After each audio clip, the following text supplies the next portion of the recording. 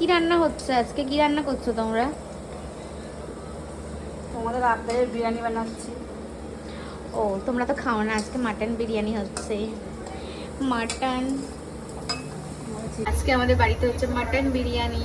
অনেকদিন পর মাটন বিরিয়ানি হচ্ছে, যেহেতু মা কাকিমা বিরিয়ানি মানে মাটন খায় না, মাও খায় না, কাকিমাও খায় না, কাকাও খায় না, ওই জন্য মাটনটা হয় না।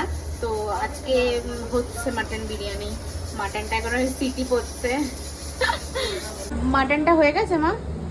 দেখি চলো। মাটনটা খোলো একটু।